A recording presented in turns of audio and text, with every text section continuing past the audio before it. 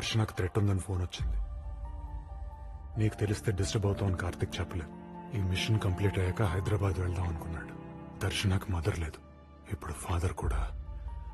Very unfortunate. She's a true soldier's daughter.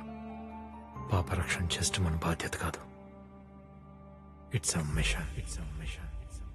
Karthik చనిపోయాడు. మరి హాస్పిటల్లో ఫోన్లో మాట్లాడింది ఎవరు? ఆర్టిఫిషియల్ ఇంటెలిజెన్స్ తో మేమే చేశాం. హలో డాడీ, దర్శన్కి ఎలా ఉంది?